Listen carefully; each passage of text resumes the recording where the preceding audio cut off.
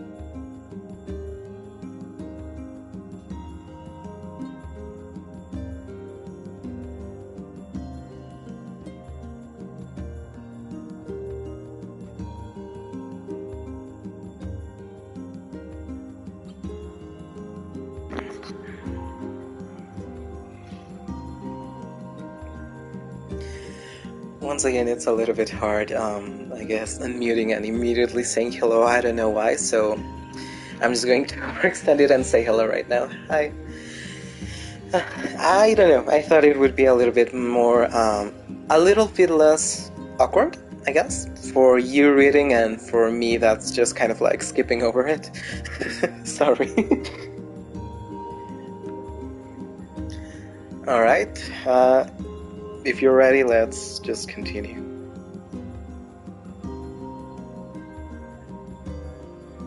Also, I didn't take into account the 30 seconds delay, so it's okay. Okay, we cocked it bowling. In the distance, Kainet heard the steady sounds of an axe striking wood. The noise had a purposeful quality to it, as if she was hearing a master woodsman go about his work. The firewood being produced, however, was as far from a work of art as could be. Pieces of every shape and size were being flung about a barren yard with wild abandon. Anyone trying to stack such wood would probably die of frustration before the job was through. Stupid piece of shit axe! Kainen's grandmother flayed away with the axe, filling the air with both splinters of wood and words that could make the most hardened sailor blush. "Grandma," called Kainen. "That you, Kainen?" yelled the old woman, taking her eyes off the wood for a moment. "Don't get too close, or I might strike your goddamn foot off by mistake." She's great. She brought the axe down on a piece of wood, sending chips flying in every direction. One spun past Kainen close enough for her to hear the whistle, at which point she decided to step back. Once she'd scuttled to a safe distance, she cupped her hands around her mouth and shouted, "Grandma, do you need help? I can get you water or lunch or a new axe or something." The axe poised to strike another wobbly blow, tossed in midair. The old woman considered her granddaughter's mistake for a moment and then smiled. "Tell you what, since I'm doing such a piss-poor job of chopping, why don't you come here and take over so I can get the water? Shades have been restless lately, and I don't want you running into one of them bastards." Relinquishing the axe, her grandmother picked up a long pole with wooden buckets on either end. Gathering water was one of the far more difficult of the two jobs, but Kainen knew better than to complain. Once Grandma's mind was set, there was no changing it. Kainen did her best to help with chores, but Grandma took every task that required travel to the village. Though she had a long list of plausible excuses, Kainen knew the real reason. She didn't want her granddaughter to be taunted and harassed by the villagers. Once Kainen moved in, Grandma decided to take up a residence a good distance from the Aeiou. Out of sight, out of mind seemed to be the best policy when it came to villagers and her granddaughter. And rare were the days where any but the two of them could be found on the rocky acre of land they called home. Kainen enjoyed the solitude, but harbored a secret resentment that her grandmother was forced to spend her golden years in such a place. After watching her grandmother leave, Kainen turned her attention to the tasks at hand. She had never chopped wood before in her life, and soon discovered why the old woman hated the chore. Swing after swing of the axe produced only a tiny crack in the wood, and when she finally managed to connect with a solid strike, the tool embedded itself into the log and refused to budge. Frustrated, Kainen swung the axe around her head and threw it, log and all, across the yard. Damn it! Oh crap! She suddenly understood the joy of her grandmother felt in a good curse. Happier now, she picked up the axe, forced it from the wood and resumed chopping. She had a natural skill with the blade, but the task was challenging, and blisters soon began to form on her small pink hands. This is tough, and my logs are all weird sizes. Spitting on her palms and ignoring the pain, Kainen redoubled her efforts. Just as she was developing rhythm, Grandma returned from the village. Setting down her buckets with a small sigh, she took one look at the logs and counted with a wheezy laugh. "Pretty clumsy girl, you better practice if you..." Her grandmother suddenly collapsed to her knees, causing one of the buckets to wobble precariously. Eyes wide, Kaina dropped the axe and ran to her grandmother's side. "Grandma!" The old woman shook her head and pointed a trembling finger at the bucket. Kaina steadied the bucket with a foot as she knelt by her grandmother. A small bit of water sloshed over to the side and made a new home in the hem of her dress, but Kaina didn't notice. Crazed with panic, she grabbed her grandmother by her shoulders and shook. After a moment, the woman lifted her arms and battered Kaina away.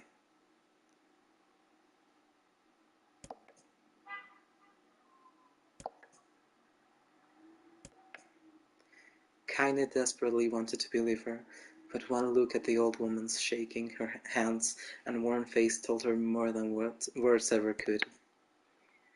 Her grandmother had lived a long, hard life, and it seemed the bill was finally coming due. The time when her grandmother watched over Kaina was ending, sooner than either of them had feared. The positions would be reversed. The next morning, Kaina came to the side of her grandmother's bed and took her wrinkled hand. The old woman shook her head and tried to rise, but Kaina gently pushed her down.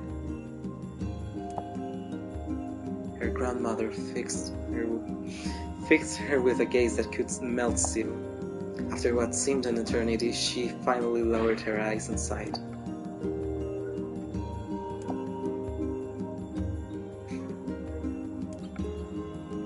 The old woman watched as Kaina strapped on her boots and made her way down the road to the village.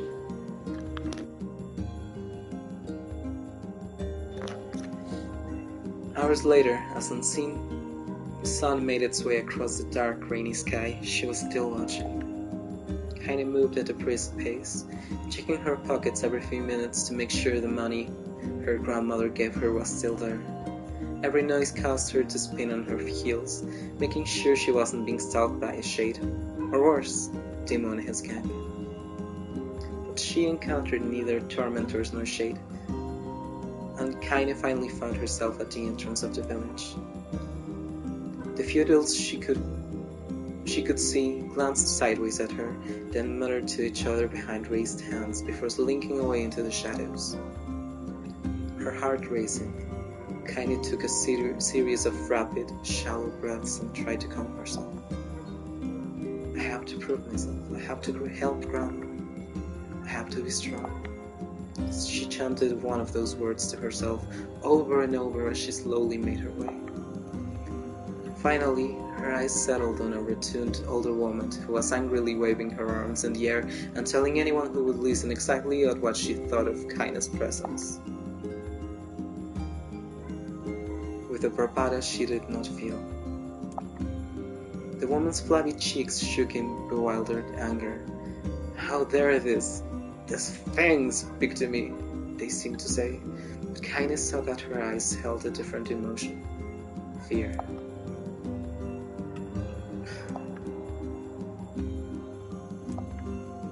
The woman pointed at a small building to her right before hitching off her dress and stumbling off in another direction. Kaina cringed, expecting a stone to come flying from an assembled crowd, but none came. Her mind was filled with a strange sense of pride as she made her way through to the apothecary, but the new emotion had little time to take root, for as soon as she opened the door, she noticed a familiar customer at the counter.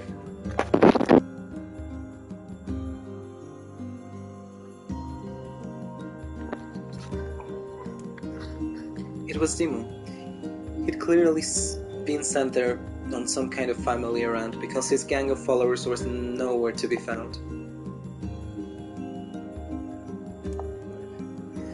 The insult was delivered without force, and Kaina happily ignored it. Stretching on tiptoes to see over the counter, she asked the shopkeeper for the medication.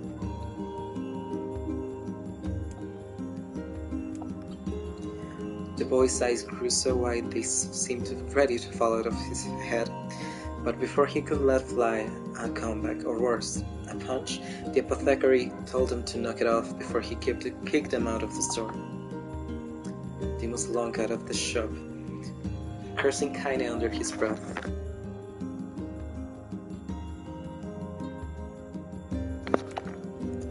Once he was gone, she allowed herself to breathe once more, taking a brief tour of the shop while the owner prepared her medication. Countless tiny bottles filled the cramped store, each with a label written in some indecipherable language. An ocean of aromas assaulted her nose, creating a scent that was exotic, but not altogether unpleasant. Seeing such a variety of supplies gave Kaine a sense of peace. Surely, in a world so vast, there could be a place she could call home. On the far wall, behind the counter, rested a portrait of a stunning young girl. The picture had once contained bright, vibrant colors, but time had worked its cruel magic and they were beginning to fade. The beauty of the work, however, remained undiminished.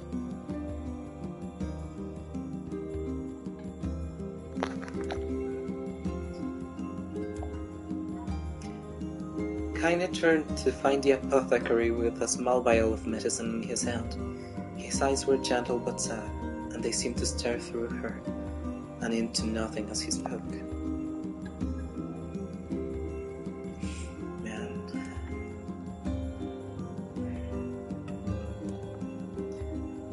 Kaine didn't know how to respond. She just stared at the portrait and tried to come up with the right words.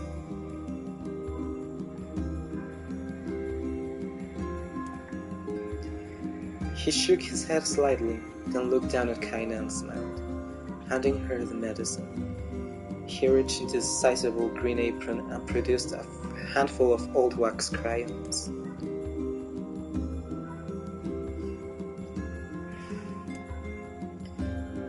Kaine took an instinctive step back, causing the shopkeeper's face to darken.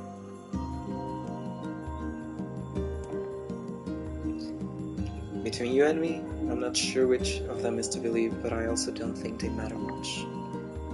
I know your grandmother, Callie, and I think she was driven out of this town was just deplorable. Grandma's name is Callie, thought Kaine suddenly. She was still mulling over the facts. She was still mulling this new fact in her mind, and as she reached out and gently took the crayons from the apothecary's hands.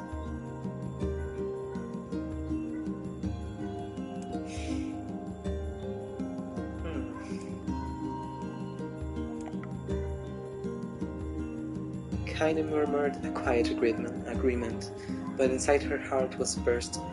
Never before a villager treated her with anything but complete contempt.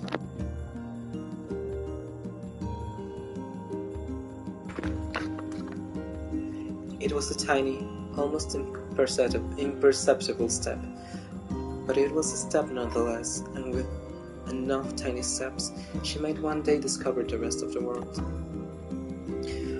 When Kaine returned home, she found her grandmother asleep in her bed. Her feet were blackened and raw, even bleeding a bit in places, leading Kaine to think she had been pacing around the room until exhaustion finally caught up with her. She placed the medicine by her grandmother's pillow and turned to leave, but found the old woman's hand clasped around her arm.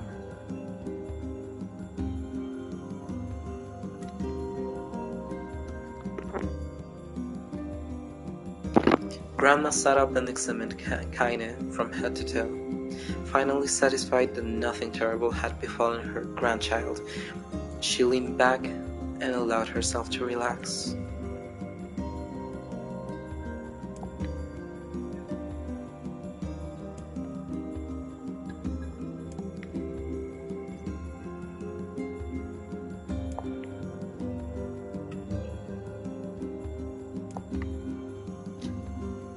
As she spoke, Kaine removed the crayons from her pocket.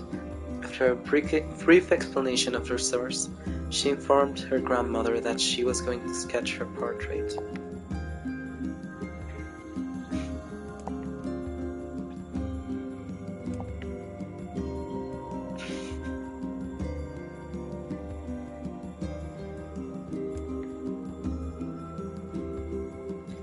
But Kaine would not relent, and in the end, Grandma found herself leaning against the wall of their house, as if posing for a master artist. Kaine took up the crayons, eyed her subject carefully, and set to work. Just as her grandmother was about to nod off, Kaine finished the piece. After staring at it for a bit, she released it from her grip and let it slowly drift to the floor.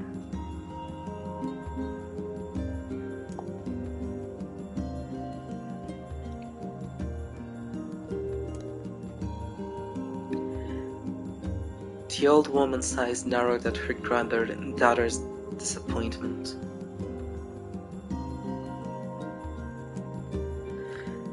The sketch could have been a person's face. It could also have been a boulder, a lump of clay, or an incredibly misshapen loaf of bread, all rendered in a chaotic array of colors. The old woman stared at the picture for a long time, then slowly whisked out a laugh. "Oh, Kaine," she said between laughter. "You truly are my blood. You're as clumsy as me, and I love it."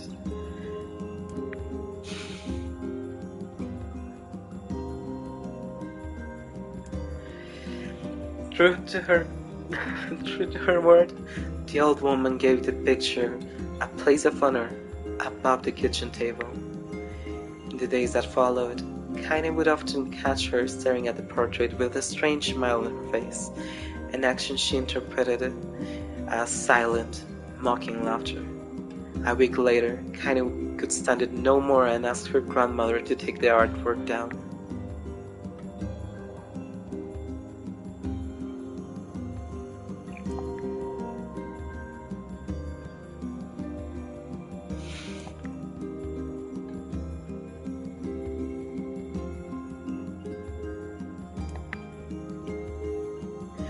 It was a moment that burned itself into Kaine's memory, a perfect blend of pride, love, and joy that came together to form a lifelong remembrance. She swore to never forget this moment, to never forget the old woman who had made her place in the world possible.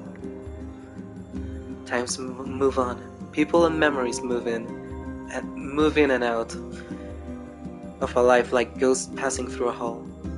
But this moment will be different, Kaine swore, because I will remember it forever. Forever.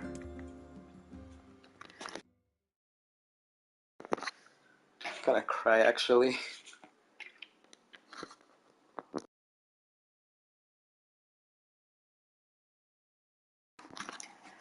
Kaine listened to the sound of crackling firewood and stared at the black object on her plate. She had been pushing it around the wooden disc for a good 10 minutes, ignoring the bemused stare of her grandmother. Finally, she summoned her courage and gave the object a brief sniff. A sharp, bitter scent flew up her nostrils and made its home there, causing her face to twist with disgust.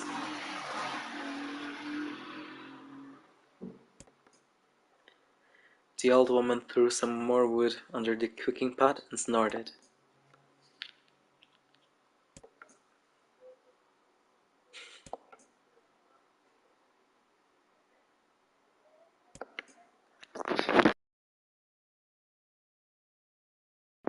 With that, Kaine held her nose and threw the berry in her mouth, chewing as little as possible.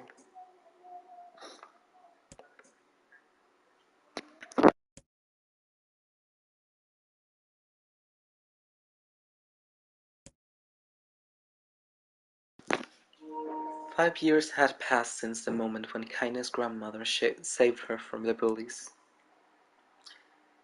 As is often the way with two stubborn people, their relationship had grown in fits and starts, but moved forward all the same.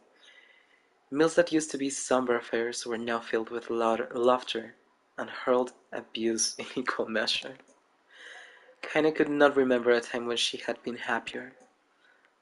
As the years went by, Kaine started to shoulder more and more of their daily responsibilities.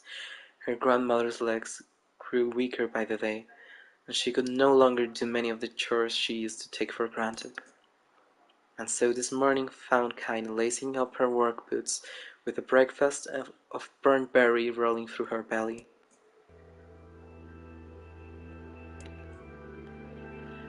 Kaine looked up, surprised. The old woman rarely asked for specifics anymore.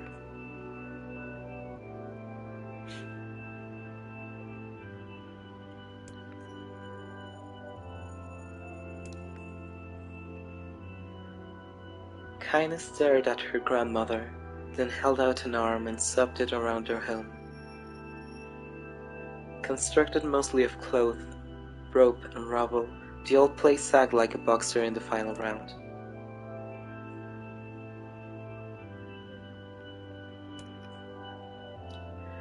The old woman laughed, exposing her toothless grin to the world.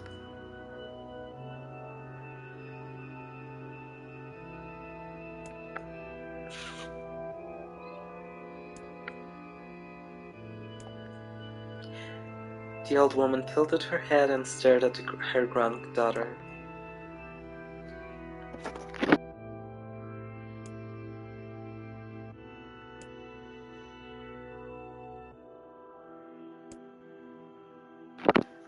A confused expression passed across the old woman's face, and for a moment she was a smiled child lost at a carnival.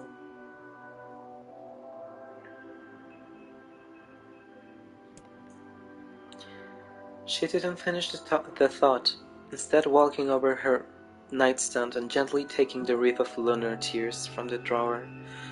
The flower's petal had aged to a brilliant whiteness, and Kaine thought it was more beautiful now than the day she first received it.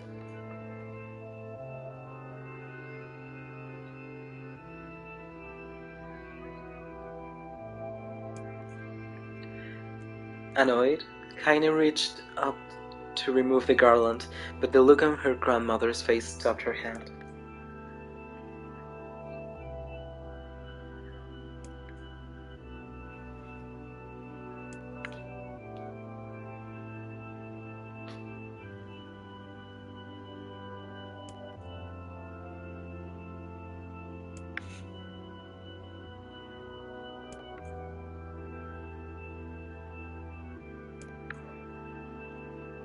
Suddenly, she lurched forward and grabbed Kaine by the ears, pulling her around the room with a crazed grin on her face.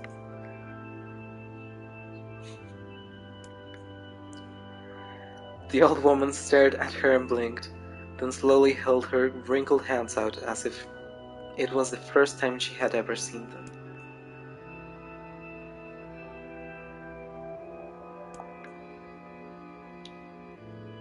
Kaine thought the look on her grandmother's face was the most heartbreaking thing she had ever seen.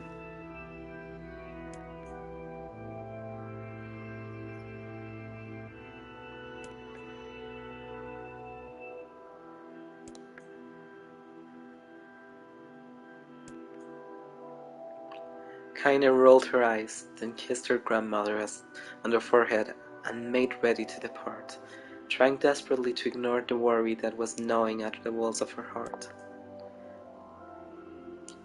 Kaine could feel the old woman's eyes watching her as she moved down the path. Don't turn around, she told herself, but in the end the temptation was too great. She spun on her heel for one final look and saw a small, bent woman standing in front of a ramshackle hut with a sad expression on her face.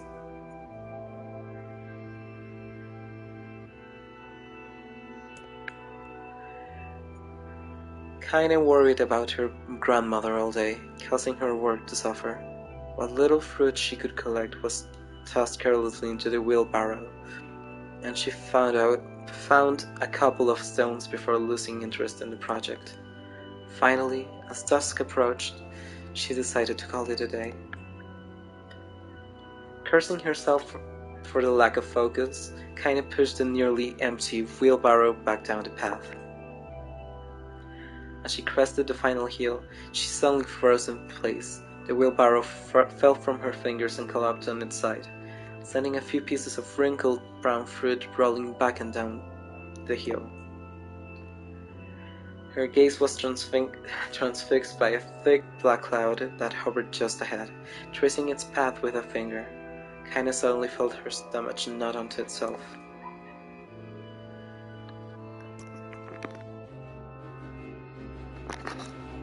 Her grandmother's house was ablaze, the flames licking up as if trying to touch the sky itself.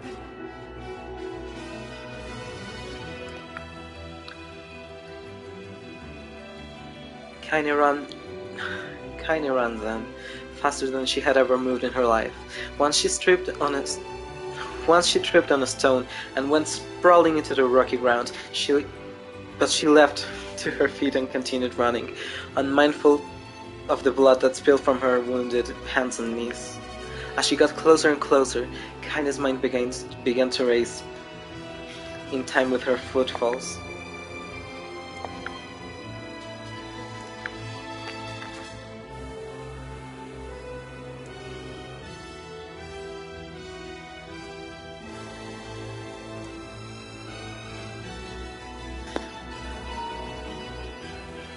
She burst into the front yard and came to a sudden halt, her worst suspicions confirmed.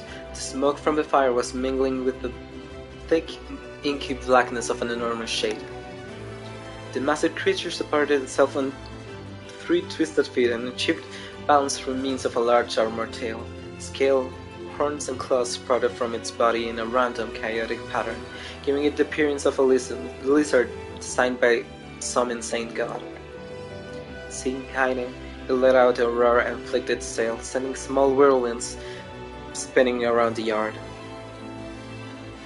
For a moment, the creature retreated into a shimmering, inky blackness, as if her mind was unable to comprehend that such a thing could actually exist. But then the smell hit her, a blend of rotted meat and excrement, and the horror became real once more. The creature bellowed again, and this time Kaine responded with a scream of her own.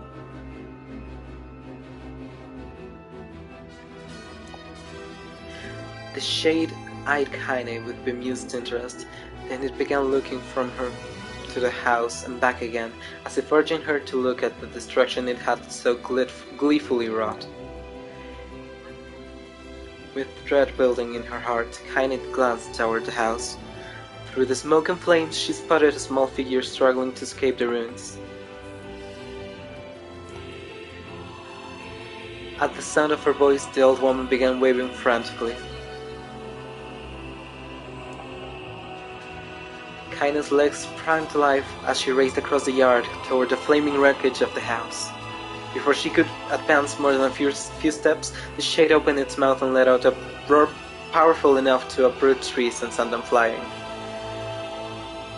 The blast sent Kaine stumbling through the air and smashing her against the rocky earth.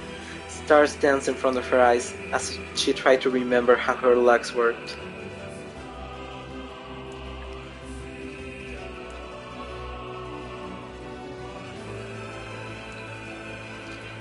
As Kaine struggled to her feet, the shade stumped toward the house and pinned her grandmother to the ground with the tip of a claw.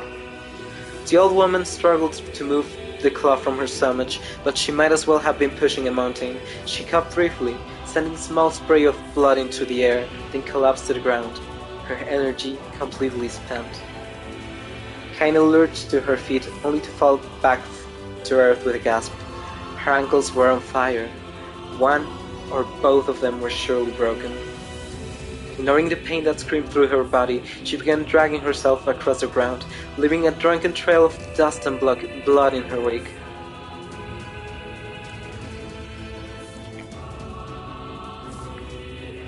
Her grandmother's face was turning blue, her eyes rolling back until only the whites were exposed. Kaine pulled herself across the ground with maddening slowness, the distance seeming to increase with every second that passed. The shade glanced between the two women and flicked out its tongue, its giant mouth turning up at the corners. Short, panting breaths belched from somewhere deep inside its core. She had no idea how such a mindless creature could experience emotion, but there were no doubts that the shade was taking joy in their suffering. The shade moved its claws lightly, allowing Grandma to breathe again. It was clearly keeping her alive, only to snuff out her life when Kaine was close enough to touch her. Summoning all her strength, Kaine rose to her feet. There was a sickening snap from her right ankle as the foot twisted backward, but she forced it from her mind and began to hobble toward the monster.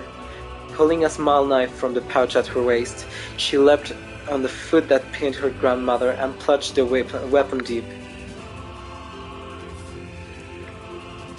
It was like stabbing at a rock. After a few swipes, the knife broke at the hilt with a dull snap.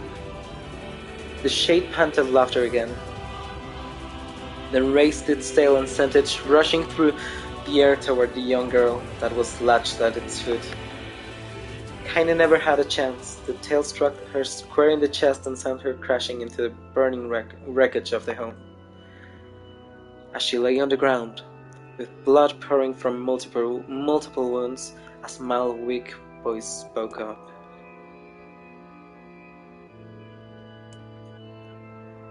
Kaine's vision blurred, but she forced herself to focus on the sound. Finally, her eyes cleared, enough for her to make out her grandmother's hands reaching out to her through the smoke.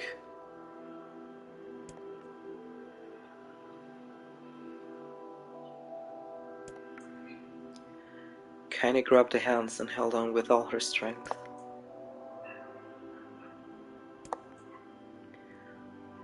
The old woman coughed loudly. One of her hands, slick with blood, slipped from Kaine's grasp and thumped to the ground below.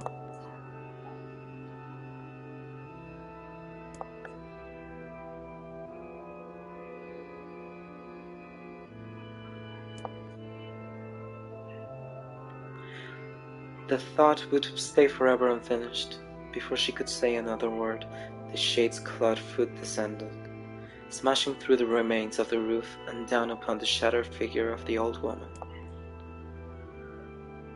Blood oozed from the gaps in the creature's toes as the terrible, putrid smell assaulted Kaine's nose once again.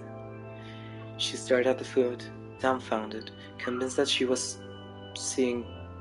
what she was seeing could not possibly be real. When the creature finally lifted its appendage, all that remained underneath was a twisted, unrecognizable mass of rubble and red. Her grandmother was gone.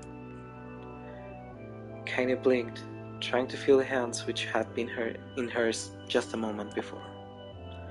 For a fleeting instant, she could remember the warmth of that embrace, the trembling of the fingers, but then the sensation drifted away on the breeze and was gone. Memories flashed through Kaine's mind, one after another, faster and faster until they became a meaningless jangle of noise. Kaine screamed then, a thunderous sound that echoed off the cliffs and seemed to roll away forever. The shade hissed forward, black ichor pouring from its mouth and dissolving into smoke on the ground below. The earth shook with every step as it crept towards its prey. Kaine's body slowly rose as if controlled by a mad puppet master. Her arms and legs were bent at impossible angles, her head lolled dangerously to the side, yet somehow she managed to stand.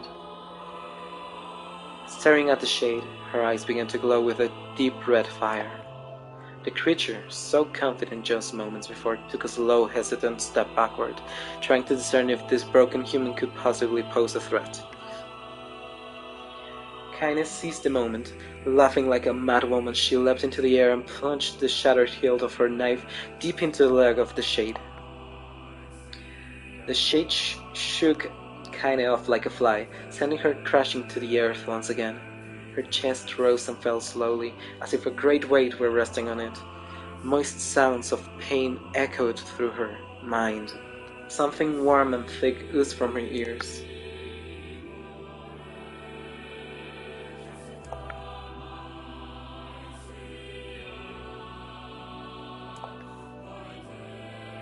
Deep inside Kaine's mind, something finally broke.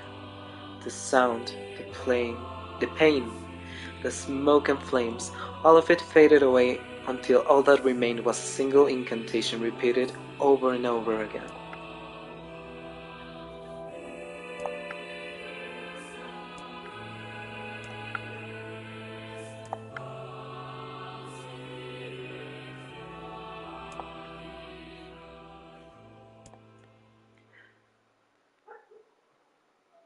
As the spark that was kindness slowly began to flicker and die, she felt the desire to kill and her desire to live blend into one. The distance between her heartbeats grew longer and longer and longer.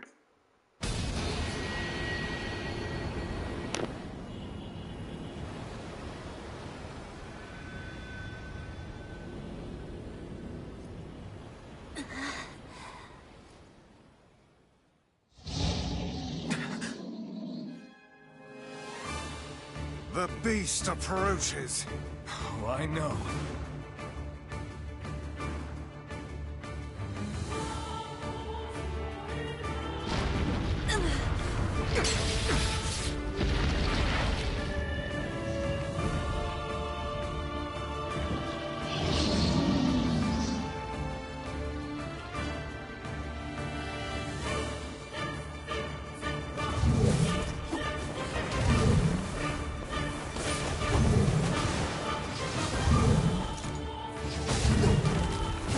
What anger this creature must have. How did it even survive these past 5 years? I'm not gonna let this happen again. It dies today! My sword feels lighter. It's not the blade, but the skill of the user. Strike it down.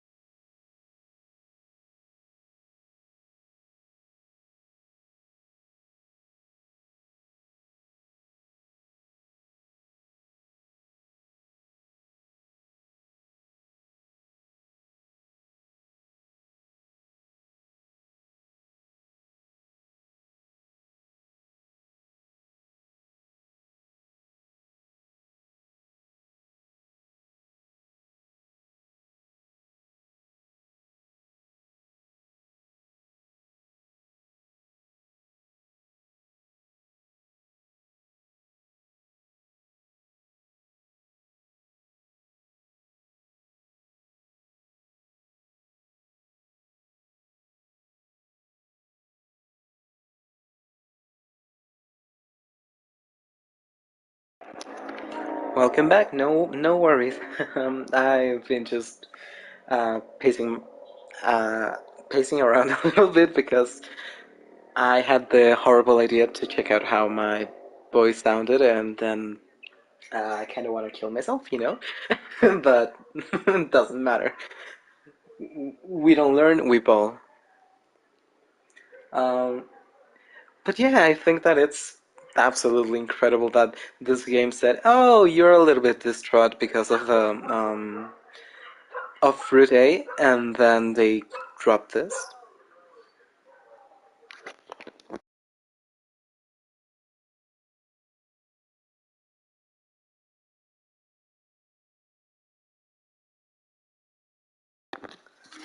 Reacting to you lying.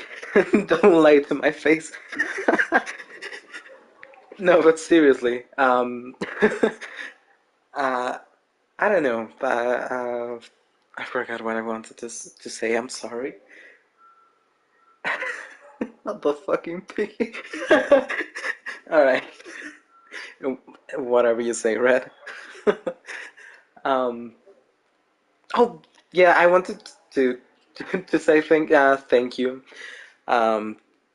For complimenting me. Um. uh. I was just hoping mainly that stumbling, me stumbling on my words wouldn't be like too obnoxious, I guess. I want to, give it a little bit of emotion and gusto for, to have just a good experience right now.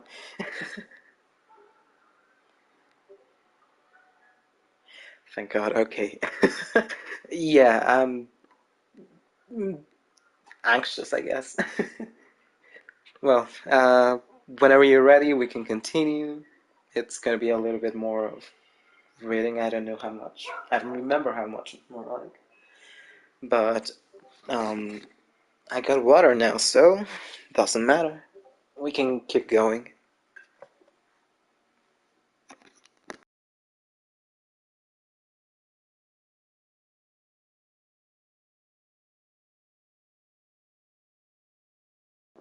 All right then, balls.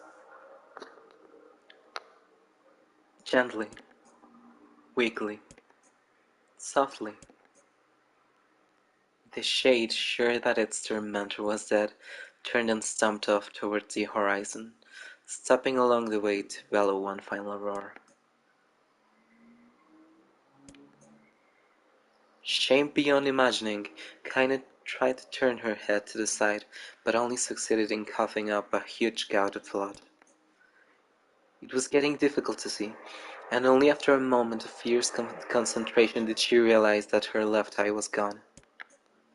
Laughing to herself, she turned her remaining eye to the ruins of her home and noticed a ragged stump of an arm resting a few feet away.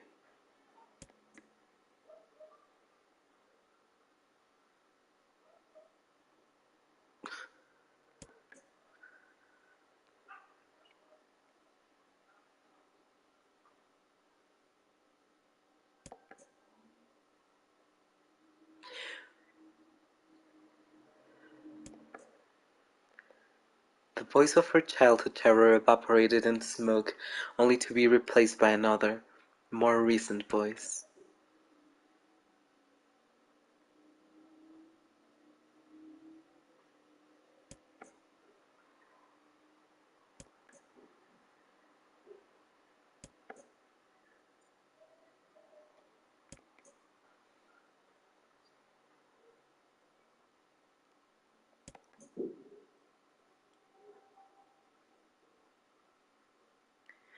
The spectral shopkeeper fluttered in and out of existence for a moment, then produced a piece of paper and sketched quickly.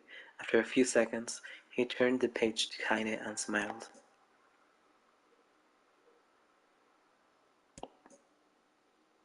It was a picture of her grandmother, real as life. Kaine opened her mouth to thank the man, but stopped as the picture began to blacken in the middle. Before she could say anything, dozens of multi-legged insects began to swarm across the image, tearing at it with sharpened pincers. Kaine reached out with her remaining arm and waved futilely at the air. To her surprise, the insects fell off the picture and to the ground below, where they vanished into tiny black tendrils of smoke. Relieved, Kaine turned her good eye back to the picture, only to open her mouth in a silent scream. The sketch now showed her grandmother as she truly was, a smashed, unrecognizable lump of nothing. The apothecary smiled, then broke into a jolly dance.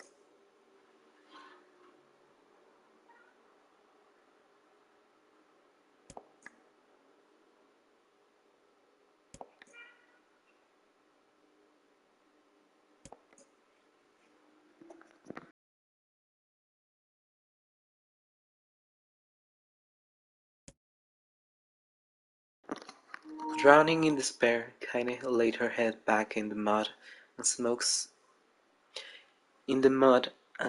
of her ruined house and waited for the end to come. But just before she let everything go, an unfamiliar voice began whispering in her ear. Fucker. The voice was vulgar and fierce at the same time, as if insanity had somehow found a way to take form. Kaine wanted to scream as the voice crawled under her skin, but her lungs refused to work.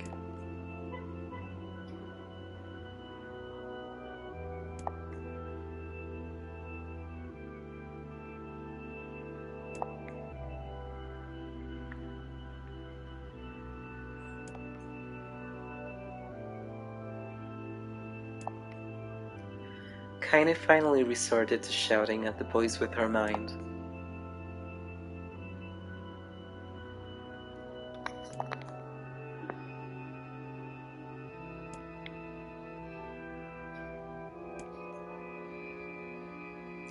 The other voice boomed in her ears.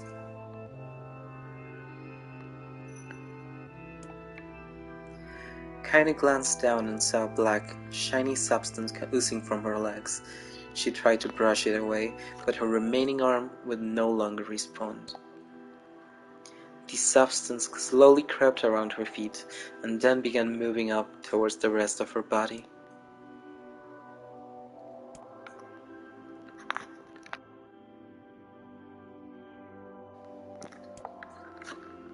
She could feel the slime oozing upward, feel the hot searing pain it left in its wake.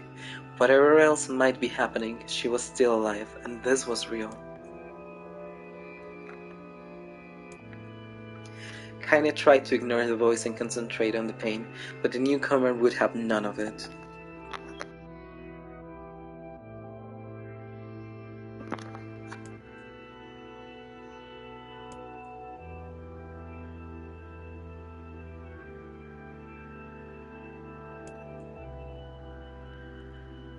The voice paused, as if licking its lips. When it resumed, it was filled with mad, unabated joy.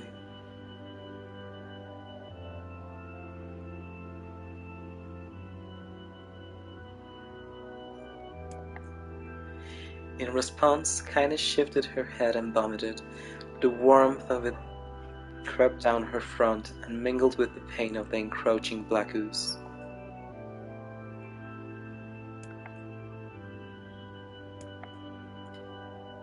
The slime reached her face, crept up past her nose, and slowly oozed into the socket of her missing eye.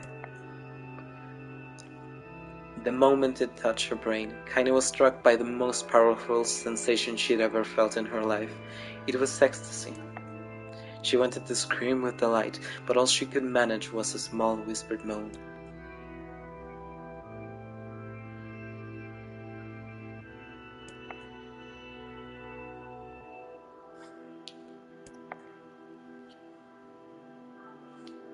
A black lump began to protrude off Kaine's side.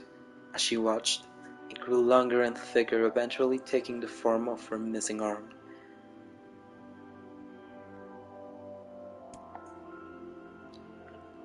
The slime reached up to envelop the rest of her face, but she managed to brush it away.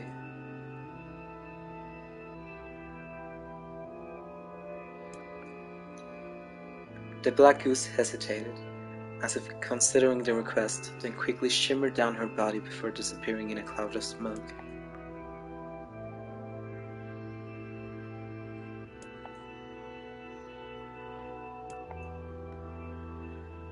A brief image of her grandmother, bloodied and broken, flashed before her eyes. She saw the shade that had killed her and heard its mocking laughter. Then closed her eyes and forced the image from her mind. Her whole body was quaking with rage. When she opened her eyes again, they burned bright red.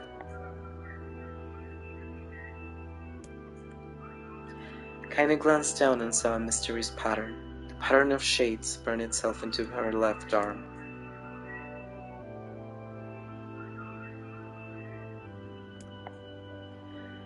Kaine stared intently at her arm. The more emotional she felt, the more the letters seemed ready to puncture her skin and begin infecting the rest of her body. The arm clearly had a will of its own now. Holding her left arm in her right, Kaine took a deep breath and tried to calm herself.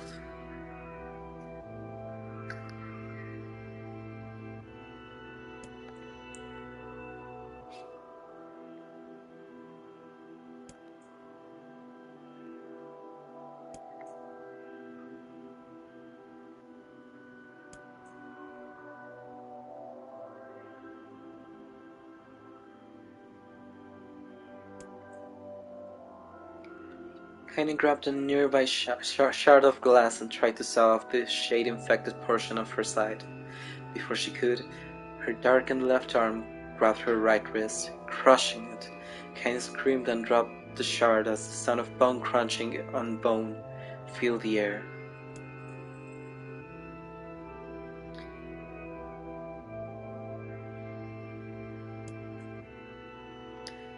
The boys laughed again, a loud, long wail that seemed to go on without end.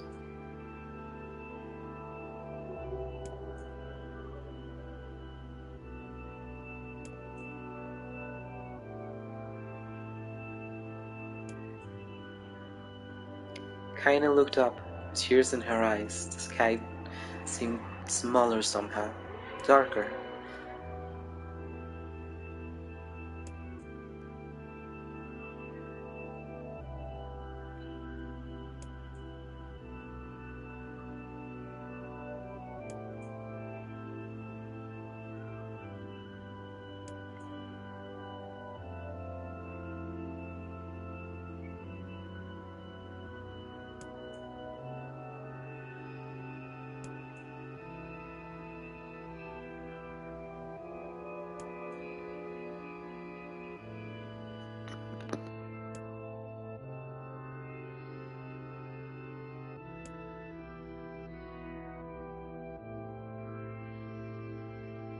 Kaine considered this as she struggled to her feet, the power of the shade coursing through her. The smoke from her house was drifting away with the wind, and she enjoyed the way the cool evening breeze felt on her new left arm. After a long pause, the boy spoke up again.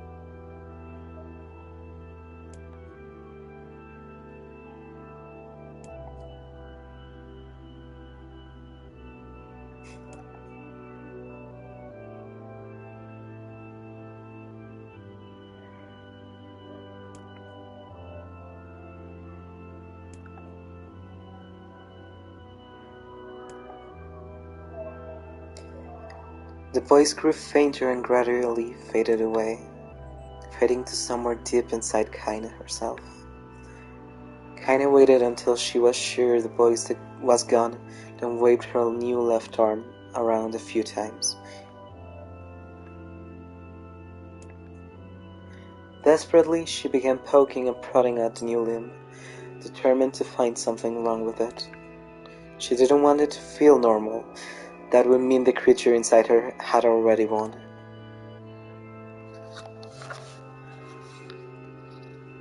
Repeating this mantra in her mind, she slowly began digging through the rubble of her house, being careful to ignore a certain red-stained spot in the corner. Finally, after what seemed an eternity of heartbreaking work, she found out what she was looking for. It was the wreath of lunar tears. Though it had been through hell and back, the garland's petals were still as bright as ever. Kaine started to place it in her hair, then slowly lowered the wreath and stared at it.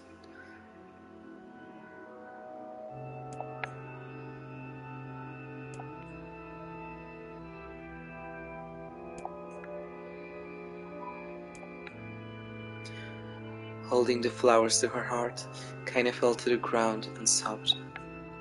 As night gradually lightened to the dawn, and the people of the area rose to their daily lives, she remained in that position, as if tears could somehow wash away the horror that she was now infected.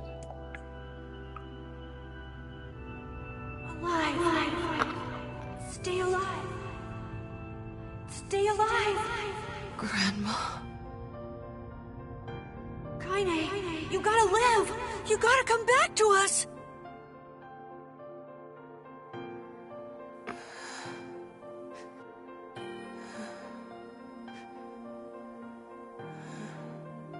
Oh, hey.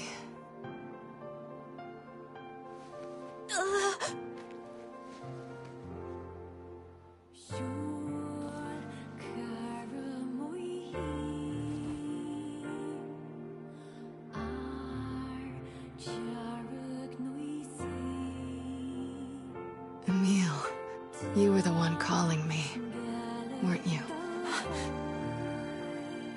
You still recognize me? Of course. I knew you right away. Thank you, Kaine. Welcome back, Kaine. Wow, you grew up. So, how long has it been? 5 years.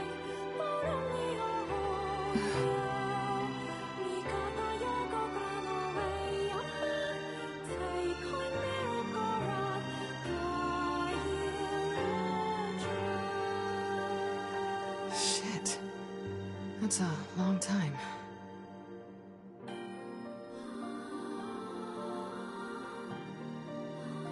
Any luck with Yona?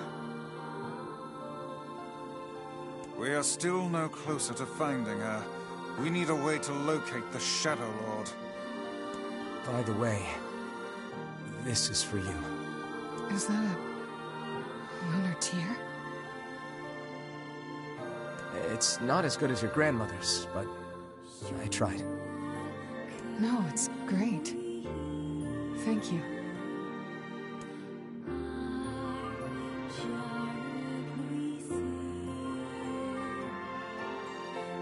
Kaine waking from her long, petrified sleep. Emil's unflagging kindness. Our reunion was a happy one, and we let it wash over us like rain. That is, until Devila and Popola had to go and ruin it all.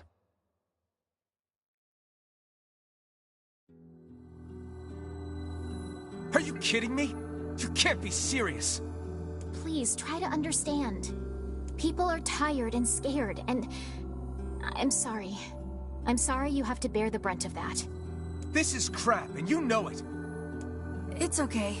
We can sleep outside. No one's sleeping outside. You and Kaine saved this village, and now they want to run you out? People are afraid of us. And really, I understand. I mean, as long as you're still with us, I can deal with it. Right, Kaine?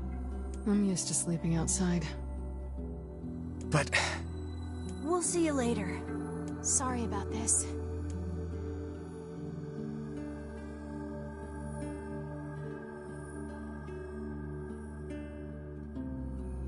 What is the matter? Kaine always sleeps outside. I never thought about that until just now. Never even occurred to me. Damn it. We should turn in.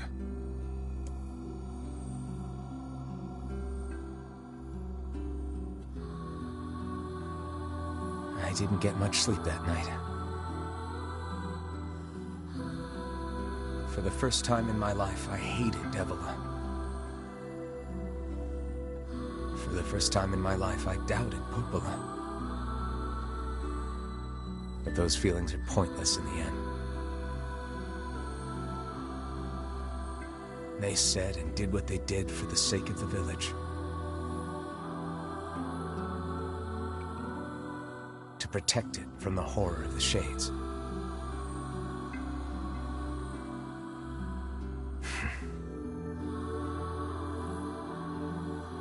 Really, how can I blame Devila and Popola? In the end, I'm just as bad. Because I never once stopped to think about Kaine and Emil's situation myself.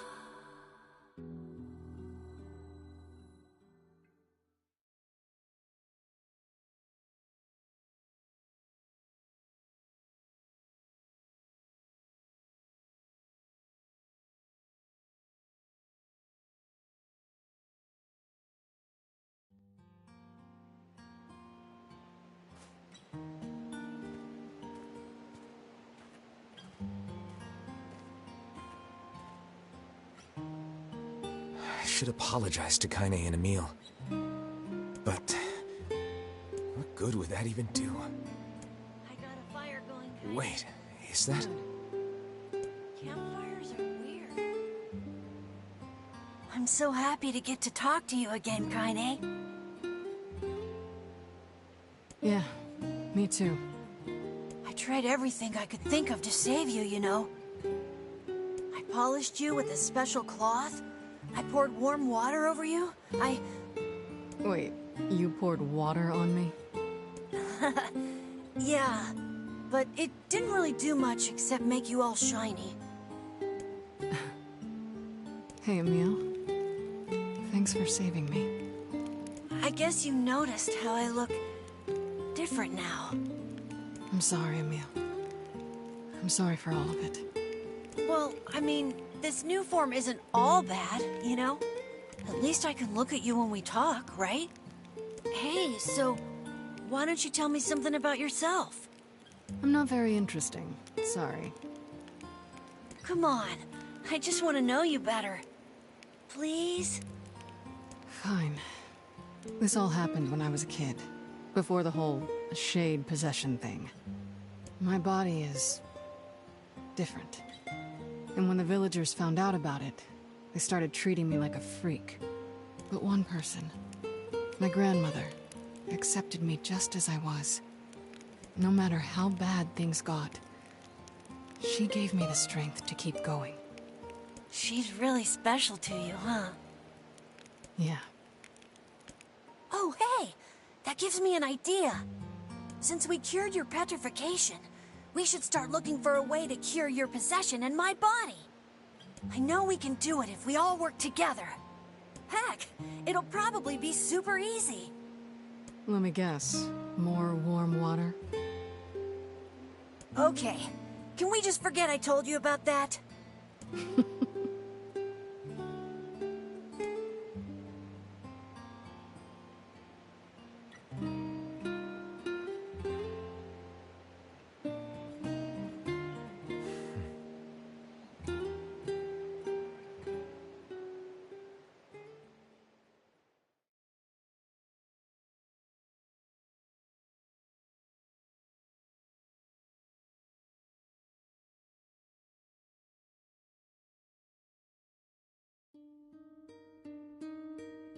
Sleep well? Sure. And yet your red eyes tell a different tale. Don't be so hard on yourself, lad. I need to go see Devila and Popola. Very well.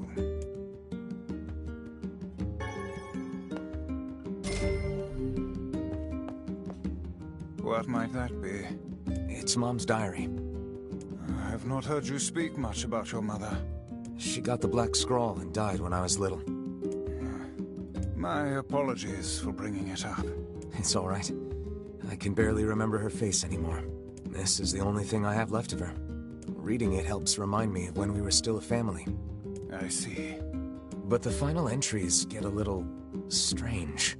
In what way? Well, here, take a look.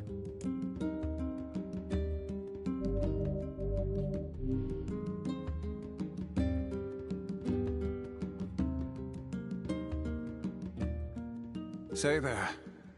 Can you not hear me?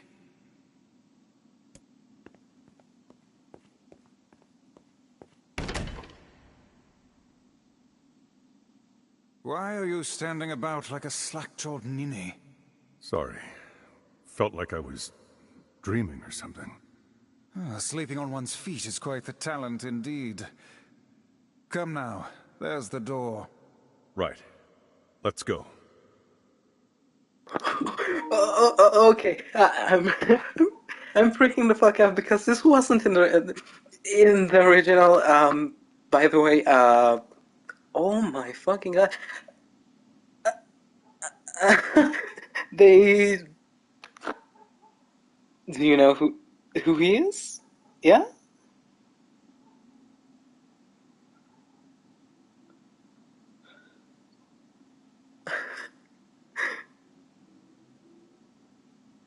All right.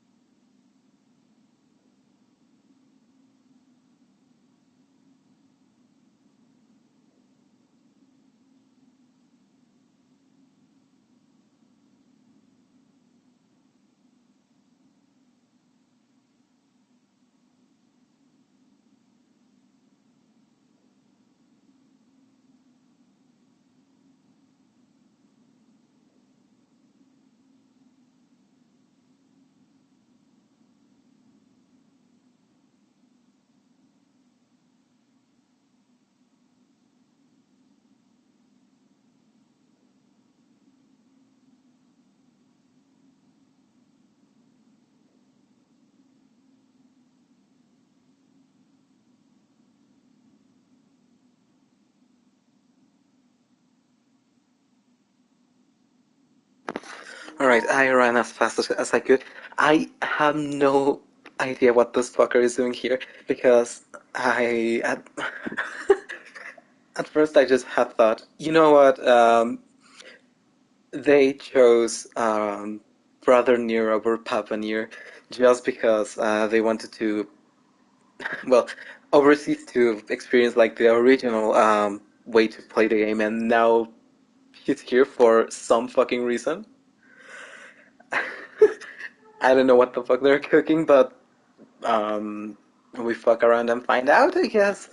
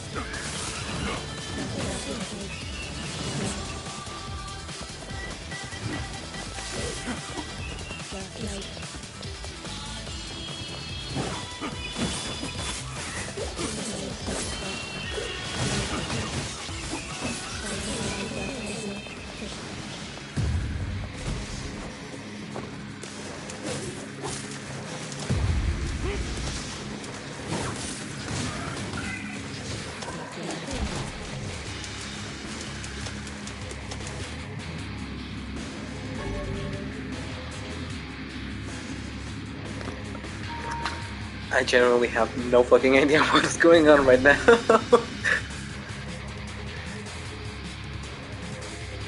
Even this, the music is completely original here.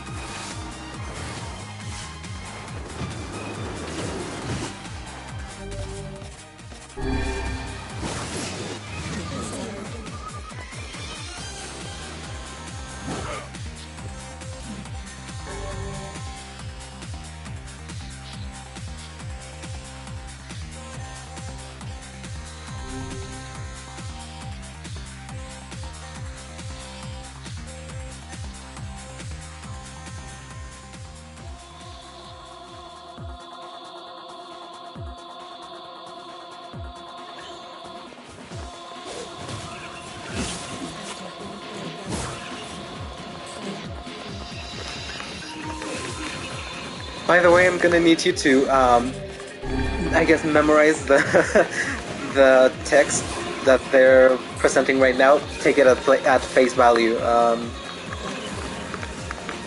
god.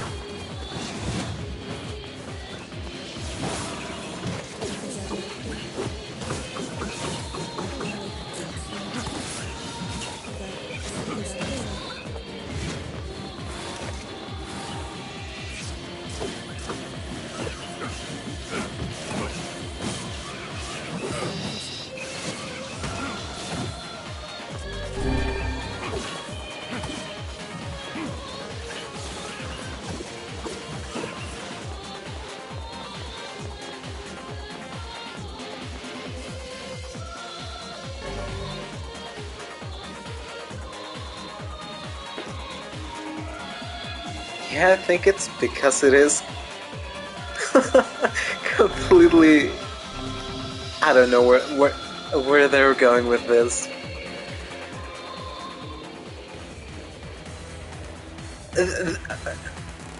They're just fucking dropping so many things I thought that were dropped later, but apparently not. Yeah. Holy shit.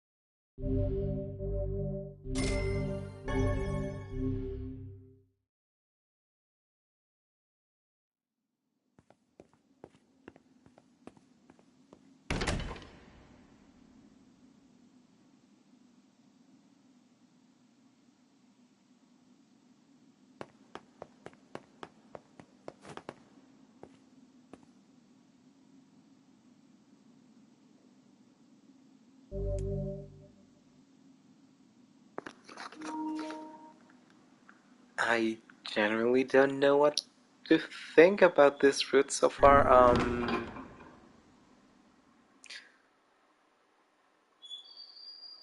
I don't know what to say.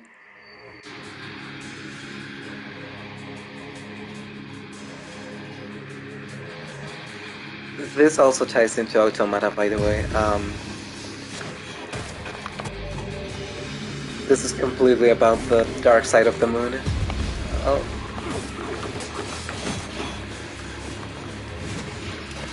Oh.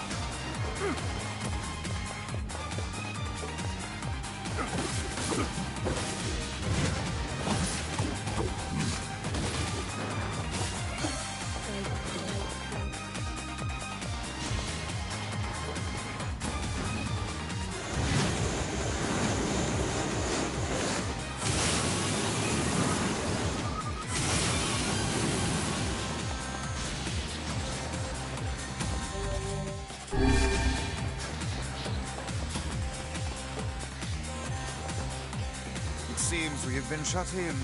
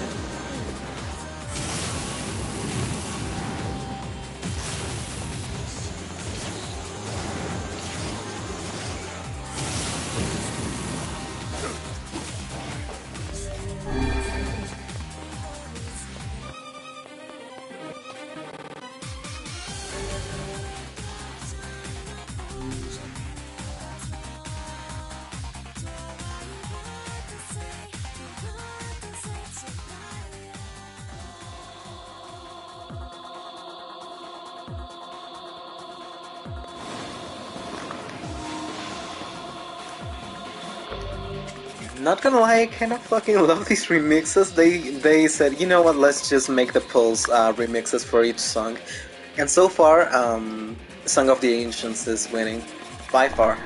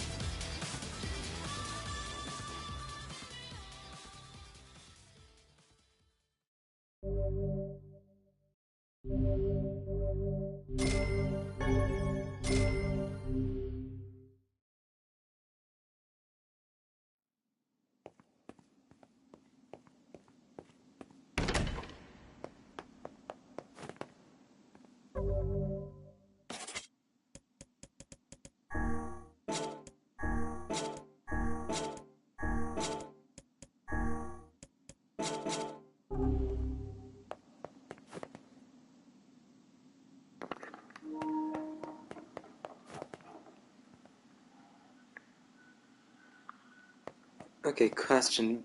I think we went over the hour. Do you mind if we keep going just at least to finish this segment? Because I don't know if we actually saved since we arrived, so... I don't know, you tell me.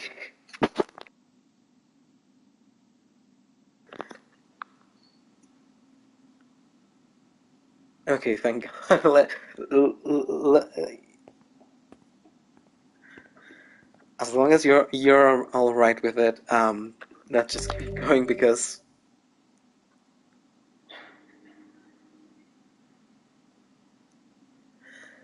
I'm gonna die so bad.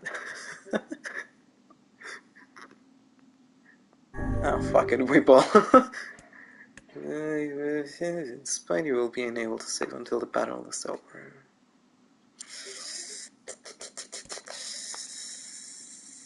Oh. Wait.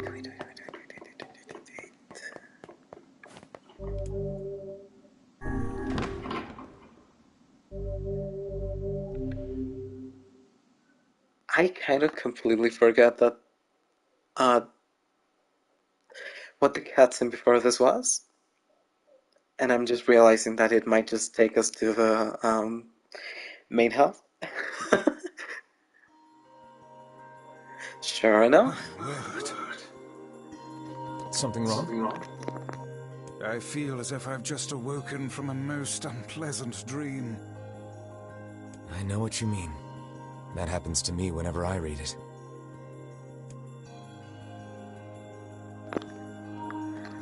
They are so fucked for this. I have no idea what they meant by this. If it's just side content, perfect, but what the actual fuck was that?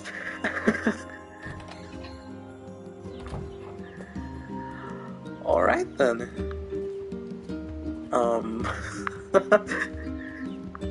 Yeah, I guess it's not like main story quests, just side content. But that does mean that that's how you unlock, like, exactly nothing happened, like nothing... Girl, what the fuck is going on? At least we got some weapons out of it, but like... I am so confused.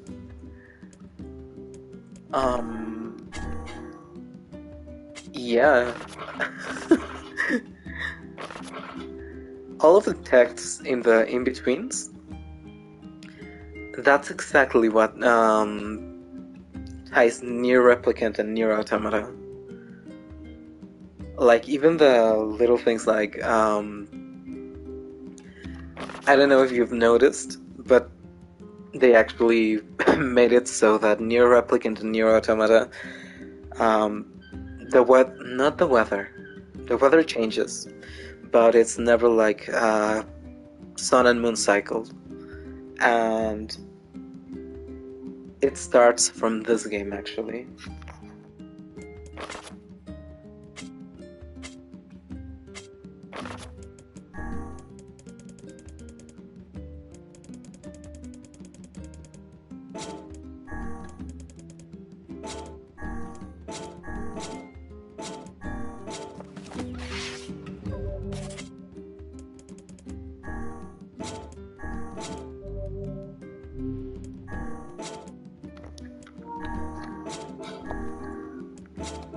Now I'm trying to find wherever the heck the costumes are, because those weren't a thing actually in the first game. And there's actually some DLC where you can get like costumes for Kainet, Emil, and Nier to dress like characters from Automata. But I have no idea how to access that.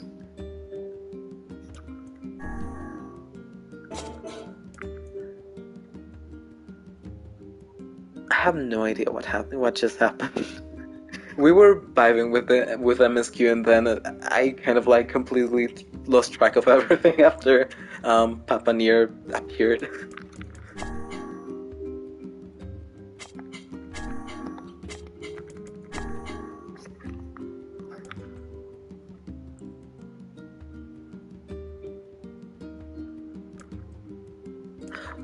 All right. I don't know if we actually got it like from the last bit. The last bit, I mean. Sorry, my brain just completely turned into mush. I'm trying to piss out why the hell that happened. I still cannot figure it out. I hope they explain it later.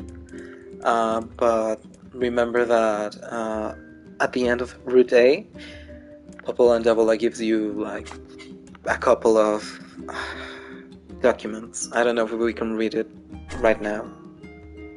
And I don't think we can, actually.